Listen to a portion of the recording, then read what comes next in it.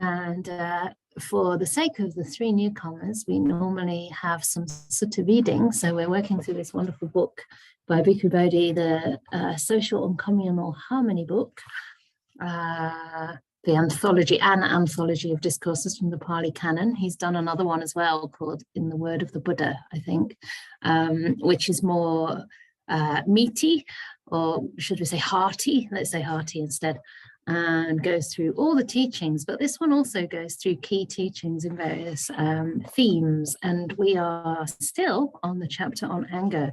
And it's interesting to see how much dialogue comes around this. I'm always quite amazed that we've only passed sort of 3 or 4 pages in many, many classes. And so that's a good thing, because these sort of discussions are meant to be discussions. It's not for me to tell you how to interpret or understand the teachings, but for you to learn to apply them and to reflect on how you might understand them in a way that helps you in your life. And so basically we will start from where we are. And I think really any way you pick this book up is you don't need to have read the previous chapters. But if you have a copy of the book, it's nice to read the little introductions to each chapter, because Bhikkhu Bodhi gives a nice overview. So today we're starting on page 56.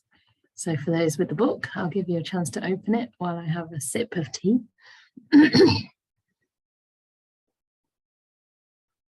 And please don't worry if you have to leave it early. That's fine, Leila. So today we're on the, I don't know why it says number 6. I guess this is the 6th theme, removing anger. And we're starting with the 10 ways to eliminate resentment. So for those joining only from now, of course, there have been other different ways of eliminating resentment, and of course, ways that we actually increase resentment as well. But the Buddha tends to put things in themes for the sake of ease of memorization, I think, more than anything else. And so each time anger is discussed or represented, it will be done in slightly different ways. And just it's quite interesting to see how perhaps some of these things might apply to us or can help us in some way, or maybe not. So I'll read through this little passage from the Anguttara 10, and then we can have a bit of discussion or some questions. And for the discussion, we usually ask you to raise your virtual hand by using the button at the bottom of the screen. And one of our co-hosts, I'm not sure, is it Kelly today? Hi, Kelly. She will unmute you and call out your name and give you the go-ahead to speak. So we do that just to organize things well and to make sure the environment is very safe and conducive. So let's begin. And of course, very often the language here is gendered. Sometimes maybe it's relevant to be gendered, and other times perhaps not. Perhaps we can make it more inclusive, at least for our sessions together. So excuse me. I'm definitely not having COVID, but I've just got a little bit of a throat thing. But yeah, I can be sure I haven't, because I'm just super careful. I don't really see anybody. So here we go. The 10 ways to eliminate resentment. Community, there are these 10 ways of removing resentment. What 10? Thinking they acted for my harm, but what can be done about it? One removes resentment. Thinking they are acting for my harm, but what can be done about it? One removes resentment. Thinking they will act for my harm, but what can be done about it? One removes resentment. And then we go into, what's the difference here? Okay, there's lots of ... I'll just read it out and try to figure it out. So number 4, thinking they acted for my harm, but what can be done about it? One removes resentment. Thinking they are acting for my harm, but what can be done about it? One removes resentment. They will act for the harm. Okay, sorry. So the next chapter is about people who are acting for the harm of one who is pleasing and agreeable to ourselves. Okay, so in the first instant, we're thinking, okay, they're acting for my harm, but we can't do much about it, basically. So it sort of implies a sense of acceptance. And in this case, so number 4, 5, and 6, it's when people are acting for the harm of one who is pleasing and agreeable. And we also think, what can be done about it? So in this way, one removes resentment. And then the next one's quite interesting. So thinking, they acted, or they are acting, or they will act for the benefit of one who is displeasing and disagreeable to me. But what can be done about it? One removes resentment. And the last one does not become angry without a reason. These, community, are the 10 ways of removing resentment. So we can see that this is a little bit similar to a previous sutta that we read on the 7 dangers, where we were seeing how sometimes we can feel quite happy if somebody acts in the disinterest of one of our enemies, but we can feel quite happy and even think of somebody as a very good person and feel very affectionate towards them if they treat somebody we love with a lot of consideration or respect. So in that way, we tend to club together, don't we, with people who kind of like what we like or like who we like, and we dislike people who don't like who we like. But in the same way, sometimes we're kind of quite stingy in not wanting the benefit and the happiness or even the wealth that it was saying in one of the suttas of somebody that we don't like, somebody who we consider to be an enemy. We actually feel angry if somebody else acts for their benefit. And we can see this probably quite easily in fields like politics, right?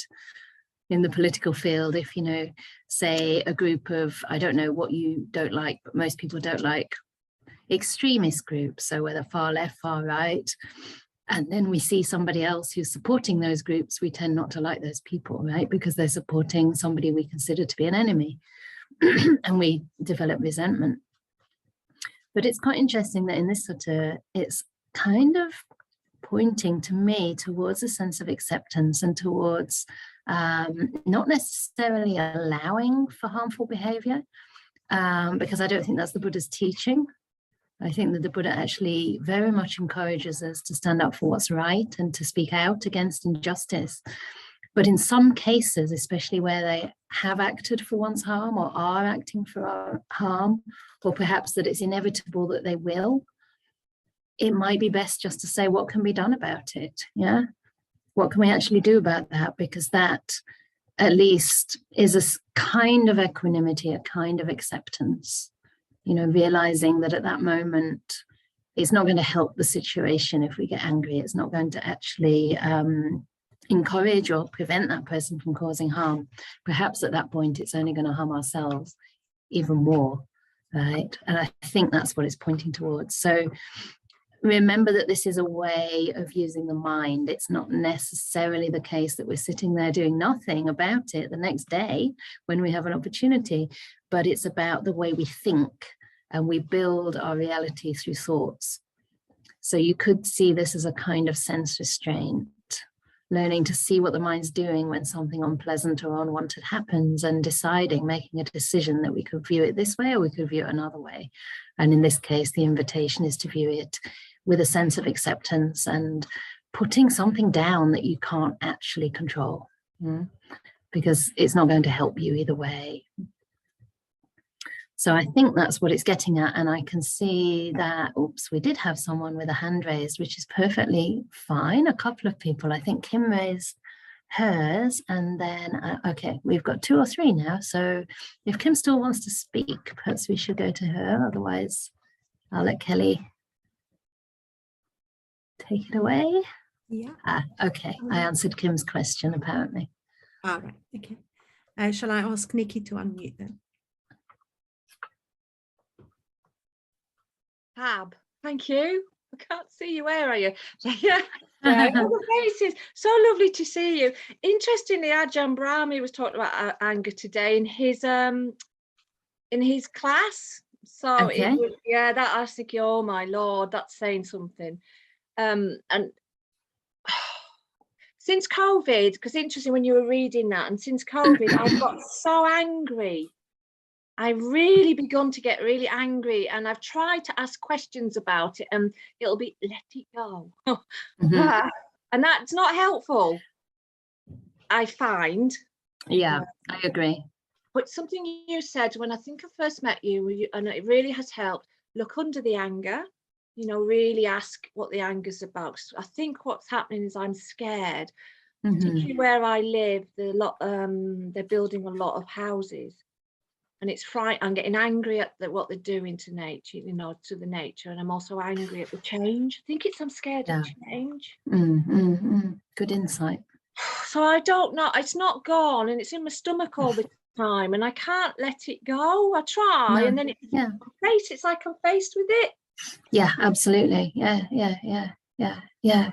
Great. I mean, no, it's great. It's great that you've realized that there's something under the anger. And I think often when I've explored in myself, it's usually sadness or fear. Another insight that you just raised, which you might not necessarily always recognize as insight, is that, you know, you're afraid of change. And I think, you know, this is why we resist the truth of impermanence. This is why we resist the Buddha's teachings, because it's unpleasant for us. We want to have stability, we want to have security, we want to find lasting happiness, lasting friendship, lasting whatever it is, draw out whatever pleasure there is in life and make it last, right? So we do resist change. And sometimes I noticed when I was practicing a lot of Vipassana that most of what I interpret as pain in the body is actually just change. Like when you really get into the painful sensations in the body, and I'm not necessarily suggesting anyone do that, especially if you're more on the samadhi path, but in my practice at that time, I would notice that when the pain gets very intense, when you look underneath what's happening at all the pulsing and the throbbing and the heat, it's actually that something's changing in the body. It's actually change, and that can be painful. And I think that, you know, that is the same at the emotional level too. You know, it's painful because it's a fear of the unknown, isn't it? You know, we like something reliable and predictable. And the COVID pandemic, I mean, has just completely thrown our world upside down and in little pieces and spun it apart. You know, I was speaking for myself there too, because all my support networks have seemingly disappeared, or at least the ordinary ones that a monastic would rely on. And we've had to look at completely different ways of living monastic life, you know, without community, without the normal supports of the requisites, and kind of be quite ingenious and inventive about how to, you know, still provide within the basic framework of the monastic rule. So certainly change is scary, and it's wonderful that you're seeing that. It's also a sign that you're digging a bit deeper and that you've got an opportunity, you know, to make peace with something you haven't yet made peace with. And I think that's one of the reasons that things like anxiety don't go away when we resist them, because they're presenting as an opportunity to understand them and to make peace with them. And we keep on saying, no, I don't want you. No, I don't want you. And the anxiety says, hey, I'm here to show you my true nature. And my true nature too is change. So if we can learn to actually trust the process of coming into contact and meeting that anxiety with kindness, with gentleness, with a sense of acceptance, you know, you could even use the Sutta. The anxiety is arising, but what can be done about it? What can be done about it? What can be done is that you can respond to it with kindness, with gentleness. And a sense of letting go doesn't mean letting go of it so that it goes away. It means letting go into it also, or letting it be. So this is the crucial step that's often missed when people talk about letting go. They think that they have the experience, and the next step should be not to have the experience. But that's not really what letting go means. Letting go means meeting the experience and letting it be. Letting it be. And it's that acceptance, that letting things be, and that embracing even of them, you know, with gentleness, that leads to their unraveling. Because everything has its life force and its, you know, process, and it will come to an end on its own, but not when you want it to, when its causes disappear. Yeah. One of the causes that keeps it going is the not wanting it, ironically. Because we're clinging, right? And that clinging fuels suffering. Clinging isn't only clinging to the good stuff, it's also clinging with a sense of, I don't want this. You know, you focus in on it, don't you? It's like with an enemy. Sometimes that anger is so close to love in a way, or not really love, but it's like it does the same thing. It sticks you to that person. If you really got something against a person, you can't get them out of your head. You know, you're kind of stuck to them. You're clinging to that incident or to that situation or to that person that you have aversion toward. So in the same way with anxiety also, we can cling to it without realizing, by wanting it to go away. It's not a problem, actually. It's just a phenomena that arises, and you'll develop a lot of strength by learning to just stay present. Not all at once, not like for hours on end, but for short periods of time. And then, you know, give yourself a break, have a glass of water, do some grounding, you know, go on a walk, whatever it is. And try not to judge yourself for that. We'll ask Diana to unmute.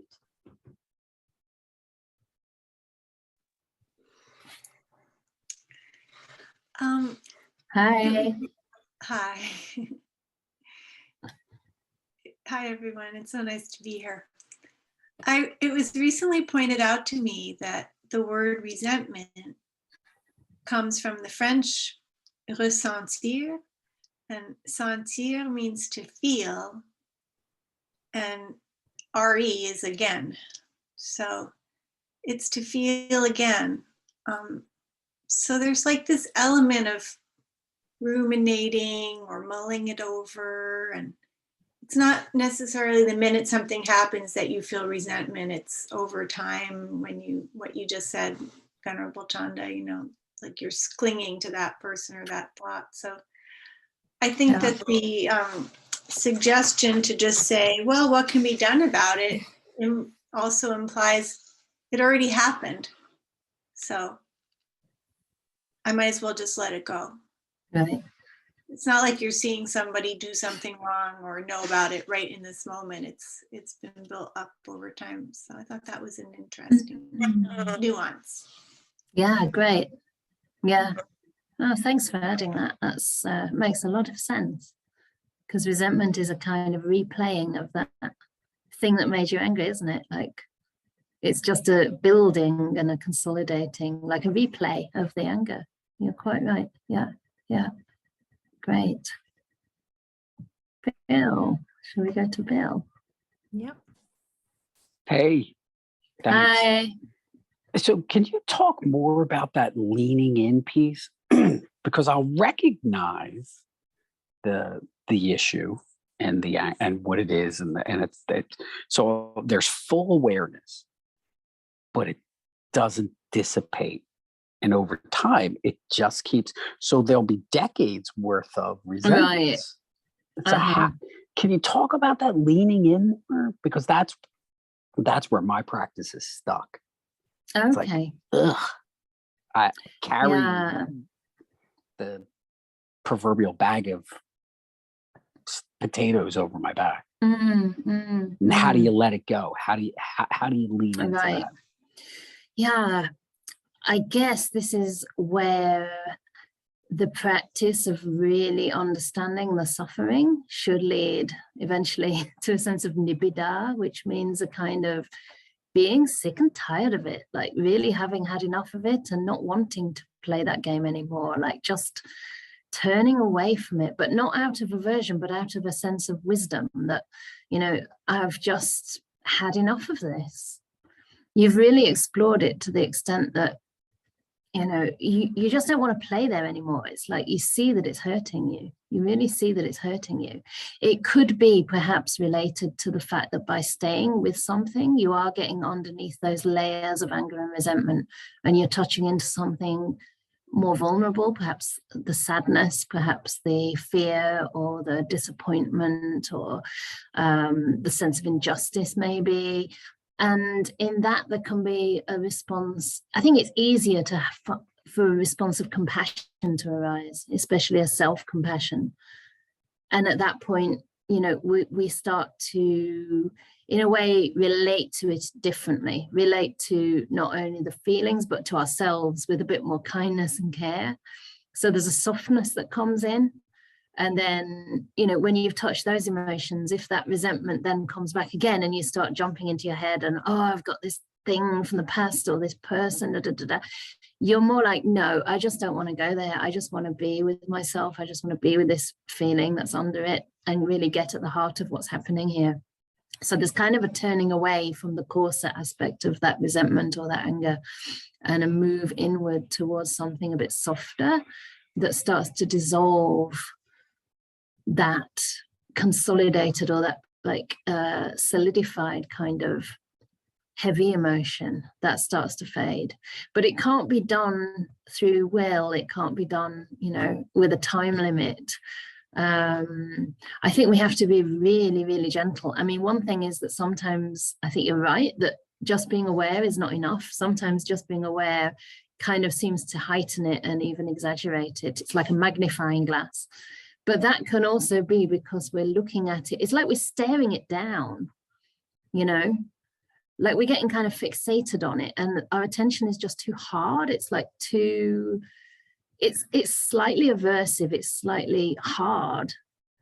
And at that time, I tend to try to, I mean, if you can recognize you're doing that, is like expand your awareness, just broaden it to include something else other than that. It's not like you're running away from it, but it's like you're feeling other parts of the body, for example. Say you've located it in a part of the body or you're staring it down as an emotion. Try to feel something else. Try to feel like the sensations on your hands or the air on your skin or, you know, your legs, feet, bum on the ground, something to ground you, or even, you know, moving your awareness wider than that particular experience. So even sensing the room around you, for example.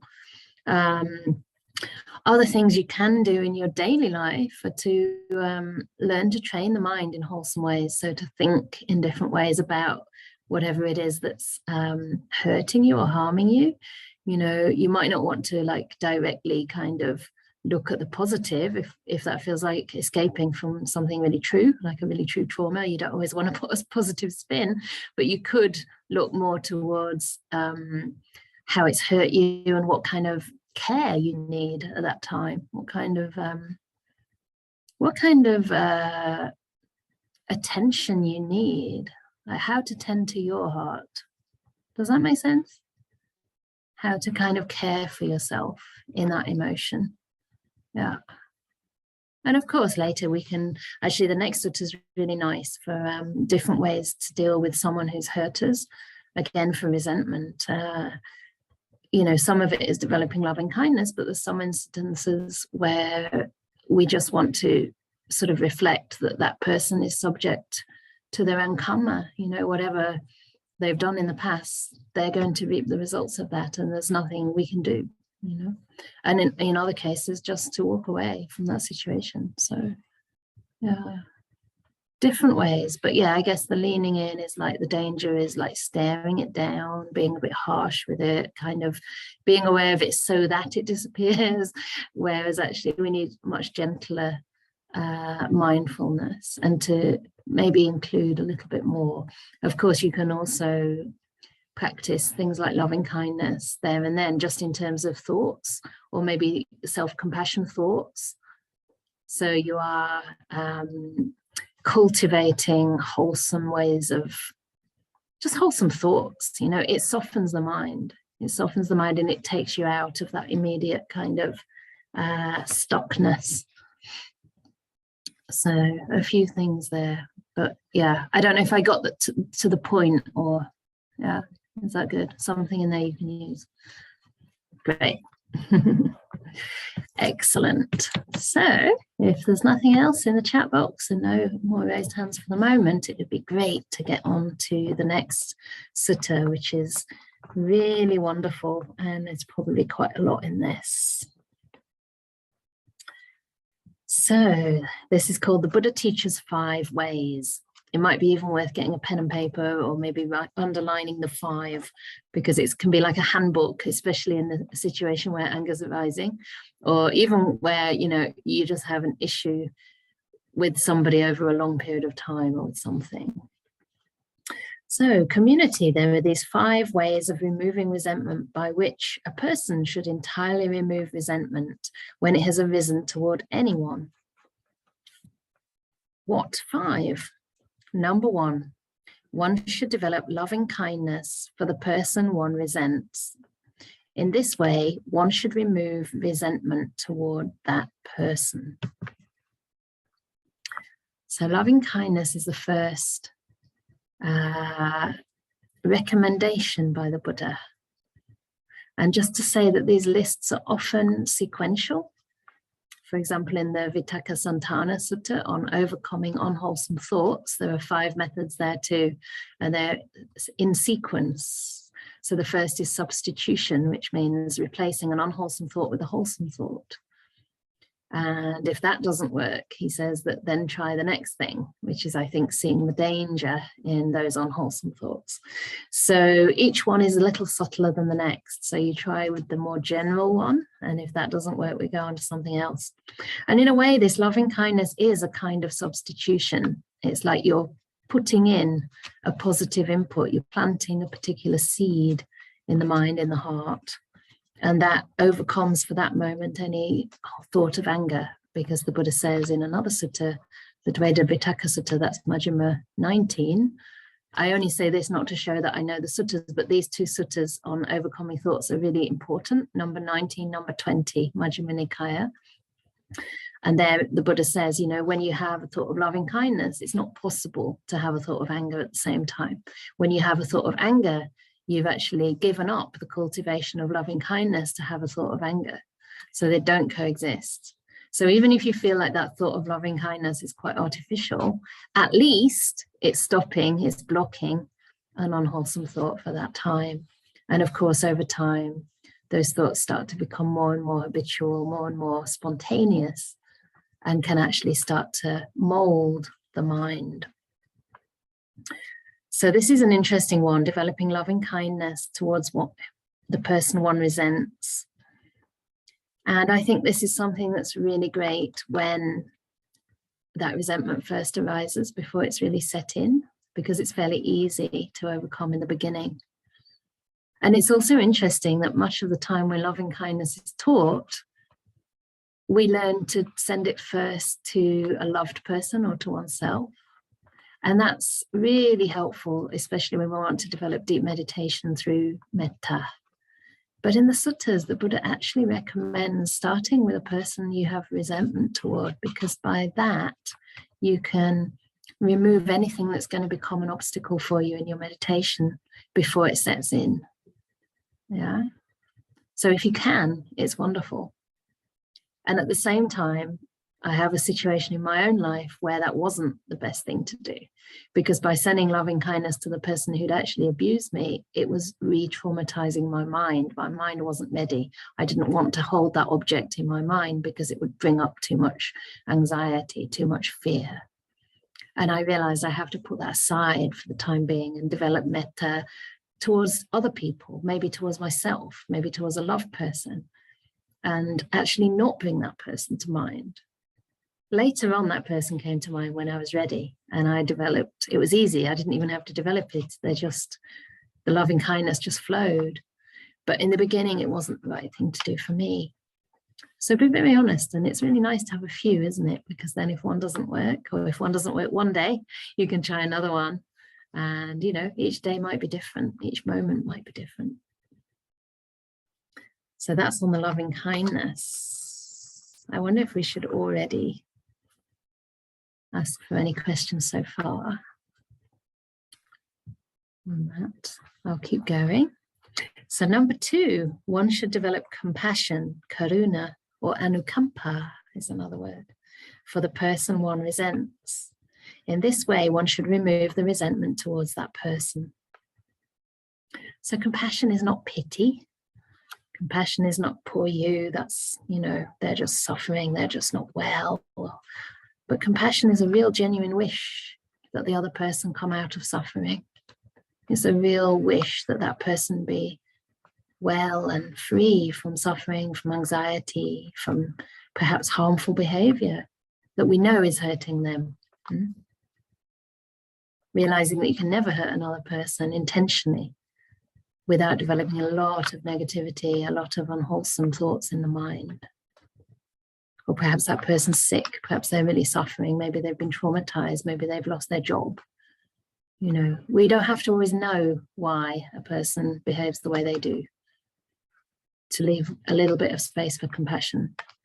I remember a long time ago, there was a grumpy nun in one of the monasteries I stayed in. And I didn't have much compassion for her because I thought anyone could say good morning, right? Anyone can just say good morning back to someone else who says good morning. But later, when I realized that she'd had a trauma in her life, she'd lost a child, suddenly I had all this compassion. You know, it was so easy to have compassion. And I realized it wasn't that she couldn't say good morning, she just didn't particularly feel she wanted to be sociable. You know, her decision was to be a monastic and to just keep to herself and to work through whatever she had to work through. And I think she's still a nun, and a good nun. And I wondered to myself after that, why did I have to know that that had happened to her in order to have compassion? Maybe I could have just, you know, asked myself, perhaps she has, like, let's presume she has, whatever.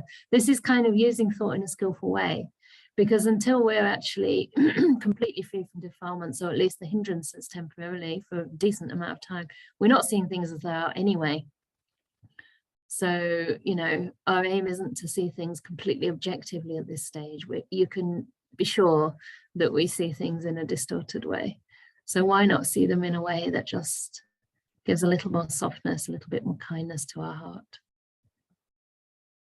So compassion is a genuine understanding. It arises from an understanding that, you know, everyone suffers. It doesn't even have to be as extreme, right, as losing a child. It could be a small thing, a seemingly small thing.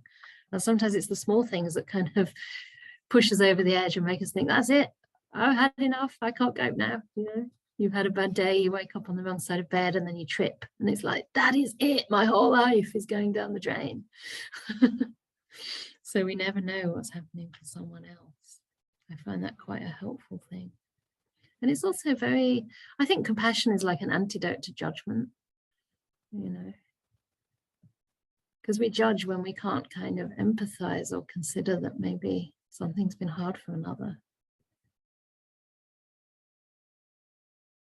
And then the third one should develop equanimity towards the person one resents. In this way, one should remove the resentment towards that person. So this might be in a case where we haven't been able to develop loving kindness or compassion. Perhaps they're not that forthcoming, but we develop equanimity. We just perhaps realize there's nothing much we can do right now. We don't have to particularly like that person, you know. Perhaps we can accept that people don't always behave the way we wish. This can also be to ourselves, by the way. So we can have equanimity. Okay, I'm doing my best for now. It won't always be this way. And also equanimity has a sense of like being able to get a perspective, you know, being able to stand back a little bit and see from above. Upekkha actually means like up is like above or over, and pekka is like look. So it's kind of like look from above, or look with a little bit of perspective. Things happen that we don't like, you know, people behave in ways that we don't like. Pleasant and unpleasant experiences roll around each other. You can never have one without the other. So we develop this equanimity, which also means they don't occupy our mind so much. So then that leads to number 4, which is even a further extension of that, to the point where one disregards the person one resents and pays no attention to them. In this way, one should remove the resentment towards that person. And here it's important to understand that we're not just like shunning somebody or shutting them out of callousness. We're doing this to remove resentment towards that person, to work on ourselves, right? So because we can't face that person at this time with any equanimity or compassion or loving kindness, perhaps it does really create more suffering in us to bring them to mind. So we disregard them in order to remove resentment, so that later we can come back to them, maybe not physically, but at least mentally, with a little bit more equanimity, perhaps even kindness, depending how things go. And in a way, that was what I did in this particular case. I just decided not to bring them to mind. I mean, it wasn't suppressing it. It would come to mind enough on its own. But I didn't want to intentionally bring them to mind. And I also didn't pay attention, for example, with like correspondence. You know, they were trying to write to me without actually apologizing, just as if nothing had happened. And it was too difficult for me I wasn't prepared to communicate at that level, you know, to pretend nothing had gone wrong. And so, yeah, I did say to that person, I'm sorry, I'm not able, you know, to be in correspondence at this point before I've received a proper apology. And actually to this day, I never received one 12 years on. So, but it doesn't matter anymore because the loving kindness came when it was ready to come. So sometimes we can do that. I think it's quite freeing, isn't it, that the Buddha's here saying we can do that. You don't have to be friends with everyone. You don't have to like make it better. Sometimes it can't be made better. And it's giving you a bit of space to work things out. And then the fifth one is one should apply the idea of the ownership of Khamma to the person one resents. Thus, this venerable one or this unvenerable one is the owner of their Khamma, the heir of their Khamma. And karma means action here. So it's specifically referring here to things they've done in the past and to the results of those things. The fact that they are going to yield results in the future. So one should apply, and you know, if that intention, that action has been wholesome, then it's going to lead to wholesome results for that person. If it's been unwholesome, then that person's going to face suffering in the future. So reflecting on this, one should apply the idea of ownership of Khamma. The venerable one is the owner of their Khamma, the heir of their Khamma. They have Khamma as their origin, Khamma as their relative, Khamma as their resort, and will be the heir to any Khamma they do, good or bad. In this way, one should remove the resentment towards that person. These are the 5 ways of removing resentment by which a monk, a nun, a layman, a laywoman, or a non-binary person should entirely remove resentment when it has arisen toward anyone. So that's the 5, which I think is quite rich and a lot to work with. And you can see that last one also contains quite a lot of wisdom. It's a kind of extension of equanimity, really. Realizing that there's only so much we can do to help another person. You know, ultimately, they have to be the ones to make those changes in their lives. And we can lead by example, but we can't always, as they say in England, lead the horse to water. You can show where the water is, but you can't drag them there. So, questions? I will ask Mira to unmute. Hello everybody, it's nice to see you again. I was thinking about Khamma, because it's also possible that's a part of my Khamma to meet this person.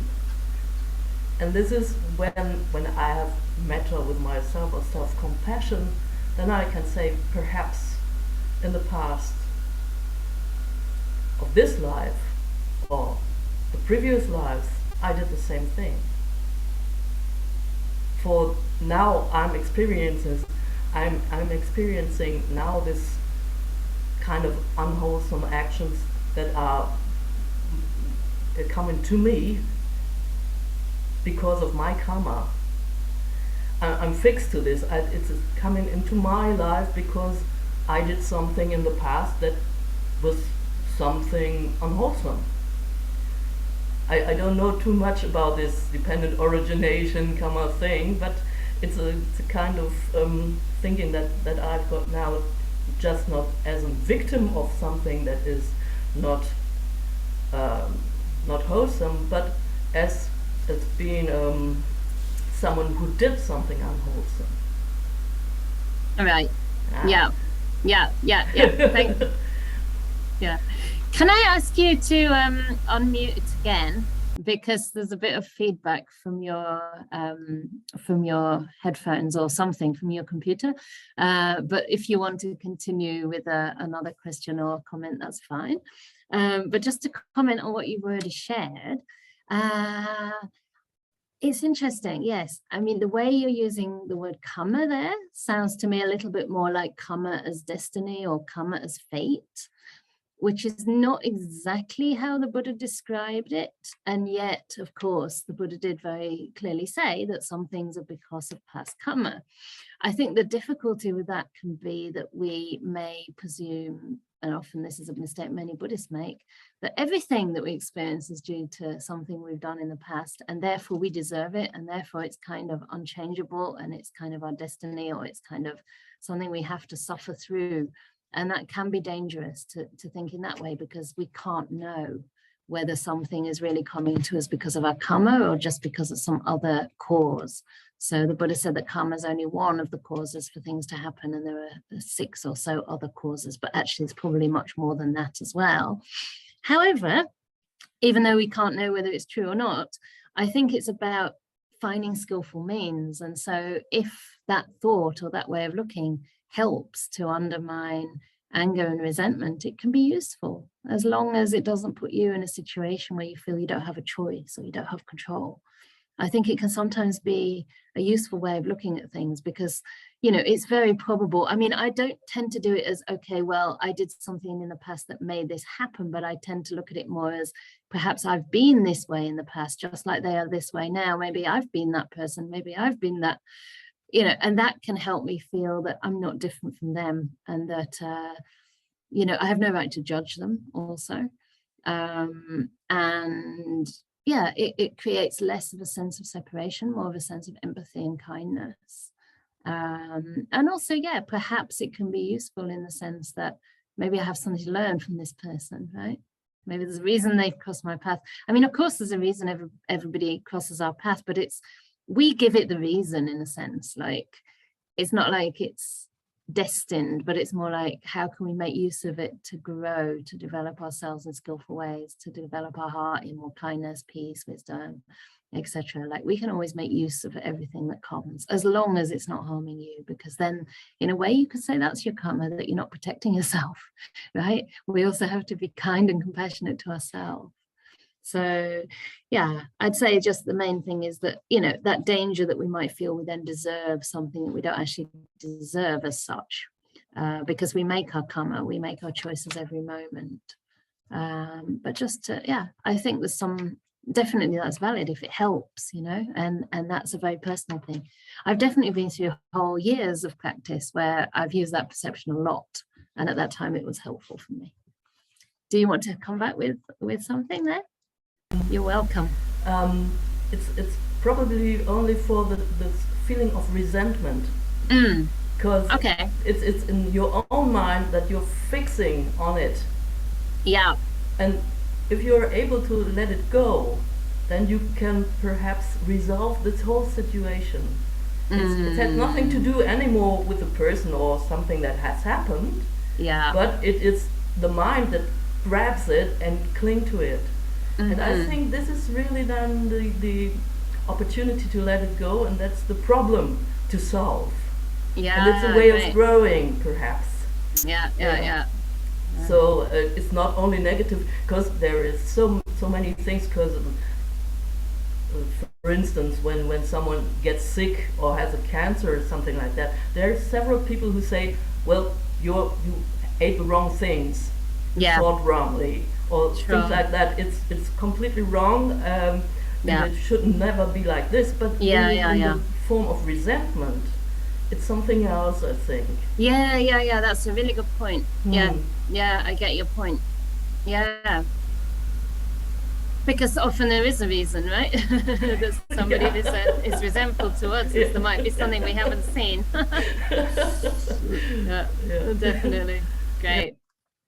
Thank you. Yeah. We'll ask Diana to unmute.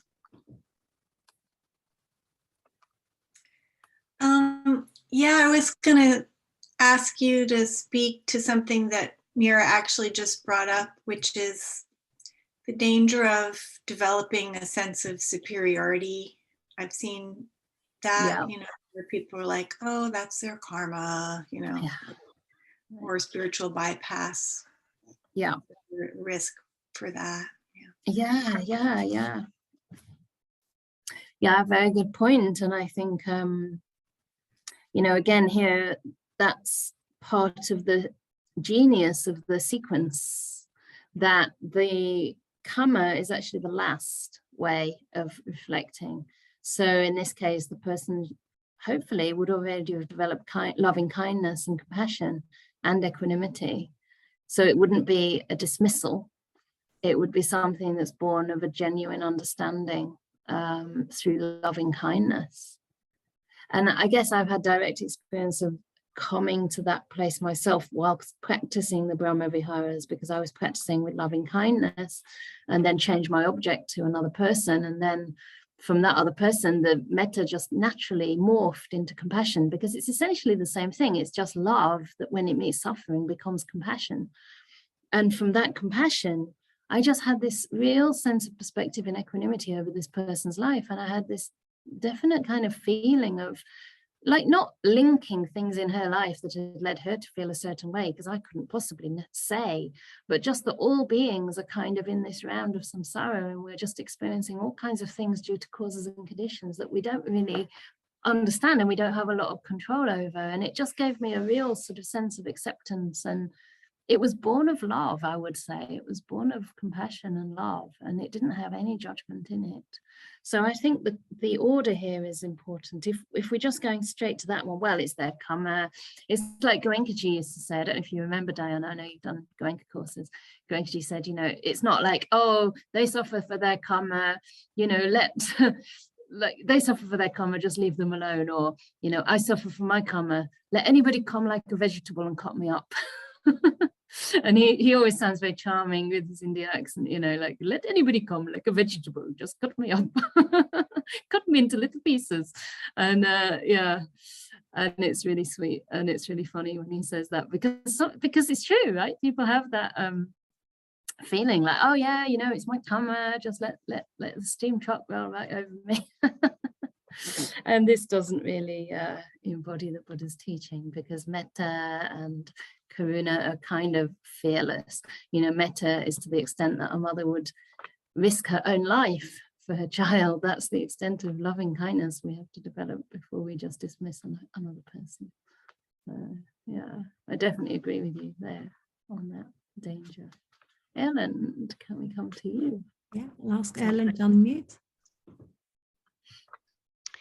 I was thinking about that sequence, because often we say with number 2, compassion, that you should reflect on the karmic results that it will bring and have compassion because of that. So then it's like you're going from number 5 to number 2. But if we're only supposed to do number 5 as a last resort, then can we go straight to number 2 in another way and be on number 5, if you see what I mean? Absolutely. I think it's not fixed. It's just a matter of having sort of something to hand, and some of these things are maybe more readily available, like the loving kindness is the obvious antidote. But I think, sometimes it's far less intellectual than that. It's much more spontaneous and organic. And I think if that works for you, then that's perfectly fine. The Buddha's not going to say, sorry, you didn't do number 1, 2, 3, go back to the beginning. If something's working for you, then that's a good thing. I guess it's just about recognizing that there's all these different ways, and it's good to try and practice all of them. And I think we naturally do, right? Because our lives will give us different situations where, sometimes one will just be the natural response, and another time something else will work. And perhaps we might forget that, and so the Buddha writes it down, or he speaks it, right? He didn't write it down, but he collects these things because they can all work. So I think it comes more from his observation of life, and maybe his observation that this one is more commonly used or more likely to more often bring results, but that all of them can apply. And I think so often in all these lists, they strengthen each other, The more compassion you have, the more you understand Khamma, the more metta you have, the more compassion you have, the more equanimity, the more, they all strengthen each other because they're basically good qualities of the mind. So yeah, that's totally fine. And some of us are stronger in one area, and that's fine too, So yeah, it's a good point. Good. Woohoo, we've got a whole 20 minutes and a massive sutta ahead. So I wonder if we should continue or if there's anything else to say. Maybe we should make use of the 20 minutes. Yes? Shall I read? You ready for more? So this is Sariputta teaches 5 ways, and the Venerable Sariputta was the Buddha's right-hand monk. He did have right-hand nuns. Venerable Khamma was his right-hand nun, but it's less rarely touched upon. But this was his right-hand monk. And of course, the Venerable Khamma was also the right-hand nun to who the Buddha, yeah, I guess. But she would have had her own right-hand nuns as well. So anyway, the Sariputta was praised by the Buddha as being the foremost in wisdom next to him, like the wisest person next to him, like his own son. But of course, any fully enlightened being is fully wise to the Four Noble Truths and to the nature of reality. So the Venerable Sariputta addressed the monastics. Friends, there are these 5 ways of removing resentment. So this is another 5, by which a person or a monastic should entirely remove resentment when it has arisen toward anyone. So what 5? Here, a person's bodily behavior is impure, but their verbal behavior is pure. One should remove resentment towards such a person. So I'll just pause here to say that might sound a bit vague. Well, their bodily behavior is impure, but their verbal behavior is pure, and we should remove resentment. But the point is that we should focus on the part of that person that's pure.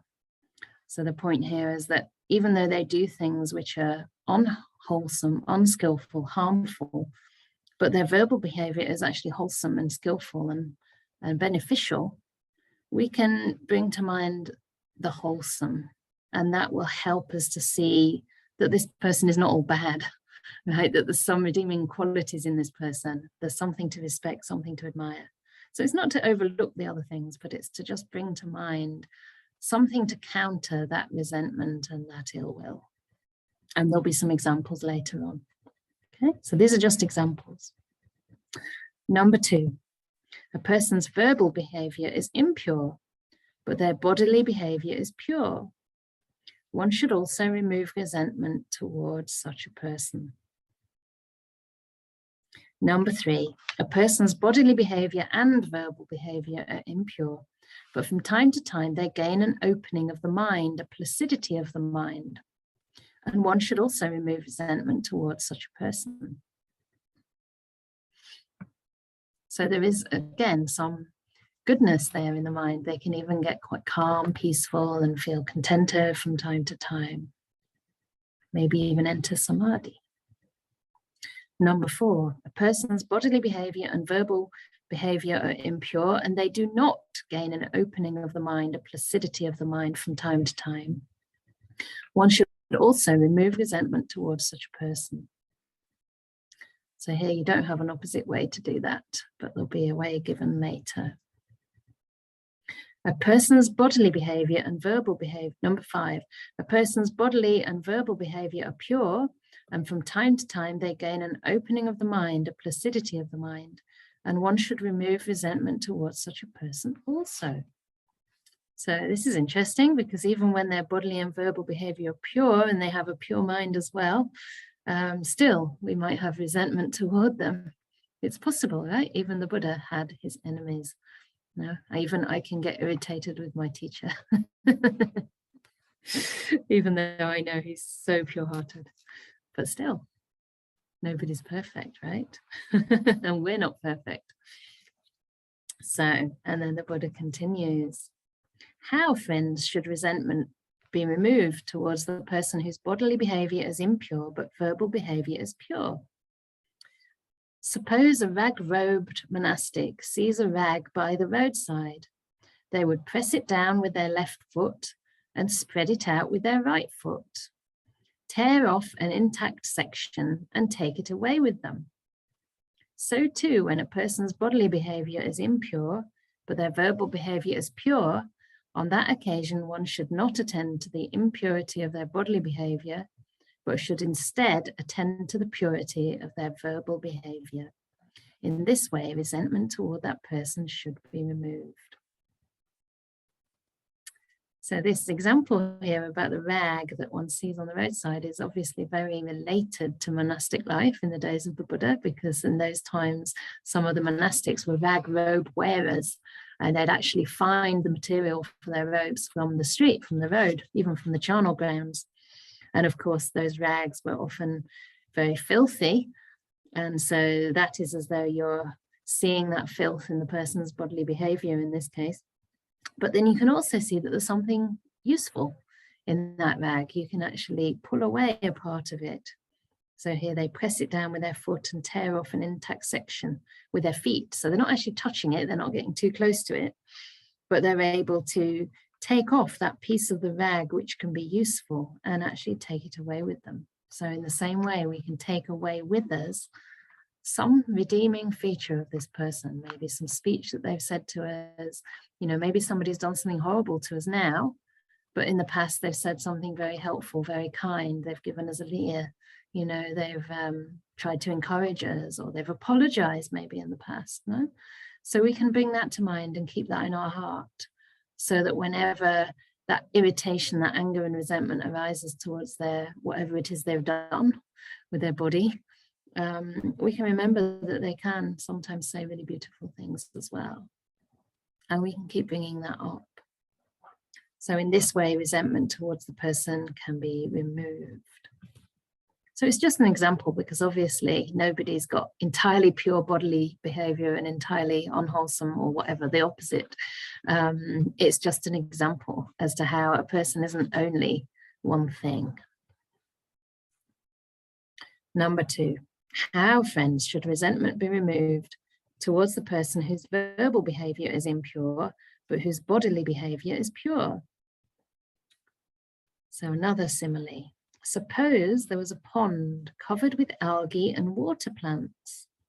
A person might arrive afflicted and oppressed by the heat, weary, thirsty, and parched. They would plunge into the pond, sweep away the algae and water plants with their hands, and drink from their cupped hands and then leave. So too, when a person's verbal behavior is impure, but their bodily behavior is pure, on that occasion, one should not attend to the impurity of their verbal behavior, but should instead attend to the purity of their bodily behavior. In this way, resentment toward that person should be removed. So that's quite lovely, isn't it? Because in this case, you're almost immersing yourself in the goodness of that person, in the goodness of their bodily behavior.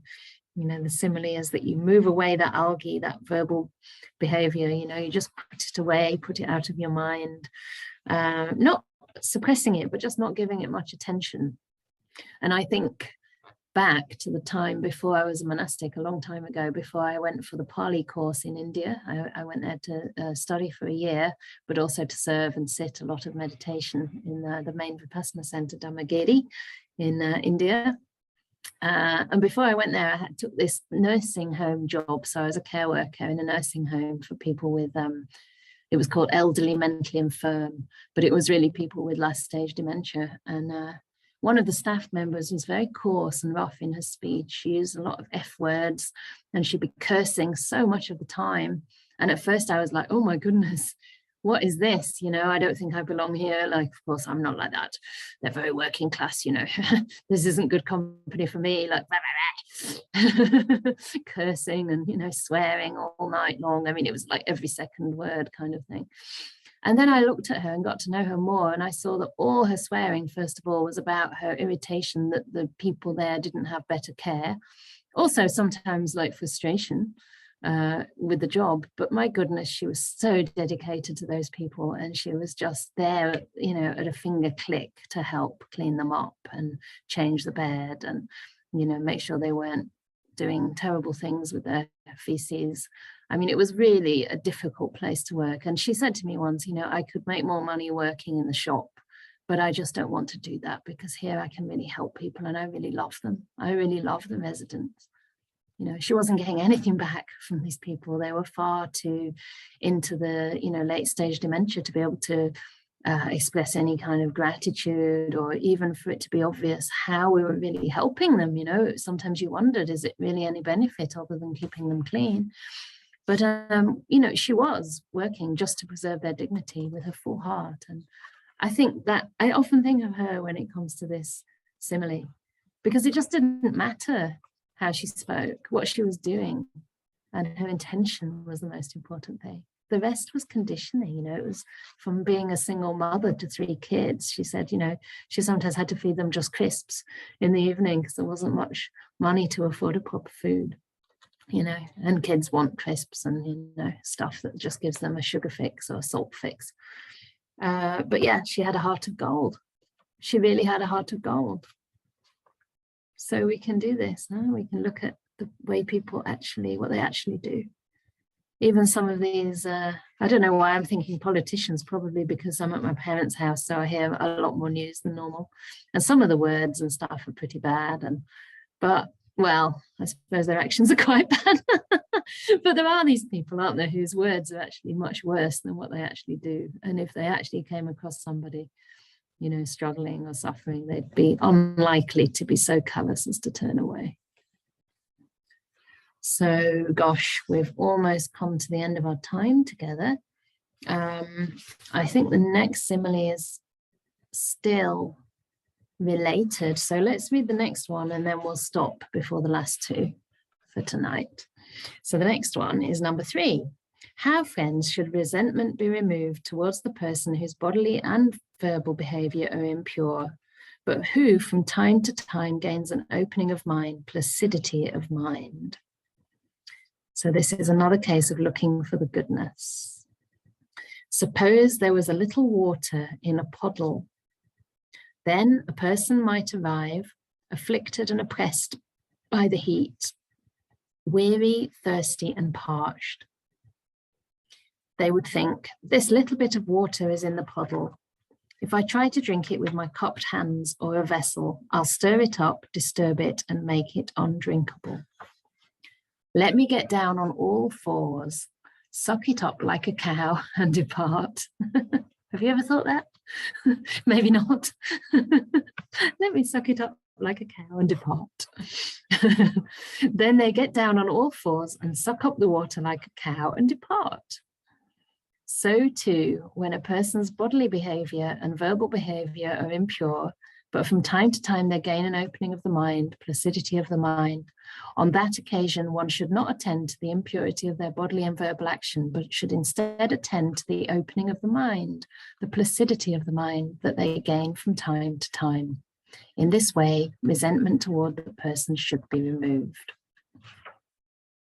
So isn't that quite nice? And just to point out another nuance here is that the person with the resentment here, hoping to overcome the resentment, arrives afflicted and oppressed by the heat. So we're presuming, right, that anger is making us suffer. We know that anger is making us suffer and that we're trying to quench our thirst. So rather than meeting a person who makes us angry and focusing on their negative sides, we're already angry. We actually want to focus on something that's going to make us feel better. And in this case, because that person doesn't have a lot going for them, they just have occasional openings of the mind. That means occasionally their mind becomes peaceful and calm. Maybe there's a sense of well-being. We have to be very gentle and careful as to how we approach them. You know, their bodily and verbal behavior is quite coarse. But if we're very gentle and careful and we get down like a cow, you could almost think of it as humility in a way, right? And you sort of try to connect to that goodness, you know, you try to give them a chance, you know. Some people have to do that, actually. I mean, I made a joke of it, getting down like a cow, just with the language, because it's quite evocative. But, you know, in some countries, people actually have to do this. They have to try to drink from dirty water, and you can imagine how it would stir it up if you approach it too quickly or too carelessly. And so in the same way, we have to be extremely gentle and cautious, I would say, right? Lest we actually get damaged in the process. But we may be able to see. And I've noticed that so many times, right? When someone approaches you perhaps with anger, if you just see their humanity, their basic humanity, and can relate to them with a bit of patience, you know, with a kind of a gentleness, after a while their defenses drop a little bit and they calm down. You can see, oh, they are just somebody who's maybe had a terrible day, whatever it might be. So this is really about, again, the subject of sense restraint and looking in ways that helps us with our own personal development, our own growth on the spiritual path. And this is all very skillful way to keep the mind kind of as balanced and as wholesome as possible during the day, so that when you come to meditate on your cushion, you don't have to do it all there and then. You don't have to kind of go through all the kind of angry thoughts, and you've actually kind of dealt with it a little bit already by the way you use your mind throughout the day. So it's kind of like keeping your cupboards or keeping your bedroom tidy, so that when you go to sit, there's not so much to sort out. So I hope that was of some help. And yeah, we're getting a little bit further in this wonderful chapter. And there'll be another Sutta class next week, I think. And after that, I'm going to be away for a while on retreat. So they're not going to stop, but you'll have to be a little patient so that I can do my deeper work of removing those obstacles in the mind to my deep meditation and liberation, and come back with more to share. So hope to see you next week, and I hope you enjoyed the class. Please write any comments if you wish, or any questions that have not been touched or anything. We can always look at them later, and I'll invite someone to say a few words. Hello, someone. You are inviting me. Thank you, Gunther. Thank you. I just want to point out, like so often, that today's session is offered on a donation basis in the spirit of generosity, and that any contribution you are able to make is very gratefully received and will help support Venerable Canda's physical needs and the development of England's first monastery where women can train towards a full bhikkhuni ordination. Thank you for your ongoing support, and may I say, if some of us are a little bit angry that I always come at the end with the donation talk, possibly you can think about ways to overcome it. Thank you. Oh, very good. Even donating is a way to overcome it. Just kidding. That's terrible Ajahn Brahm style. Yeah, very good. No, I'm sure that everybody appreciates your Dharna talk, Gunther, and thank you very much. And thank you everybody for coming and for all your amazing support in whatever way you're able to support. And even just, you know, coming, not just, but your practice, coming to these sessions and contributing and learning the Dhamma is the most amazing support and gives me a lot of satisfaction. So thank you for being here. And yeah, thank you for your kindness in the chat box. It's very nice. I always read every little message because it makes me happy. So if you like reading nice messages, then you could even write nice messages to yourself. Actually, somebody in this group told me they're writing a gratitude journal, and I ought to start mine again because it's so nice to reflect on all the things we're grateful for in life. And certainly for me, one of those is being able to be here together. It's interesting because sometimes I'm really exhausted and I think I'm not sure I can calm, you know, I'm not feeling great and not sure. And I come and I just feel so much more resourced and happy and a lot more meaning in my life when I come to these sessions. So I love this comment. The next time I get upset, I'll just suck it up like a cow. That's very good, and just hopefully get a little bit of quenched thirst. Great. Oh, thank you everybody, it's wonderful to hear from you, and we can probably unmute you now so that if you wish, we'll stop the recording and you can wave goodbye.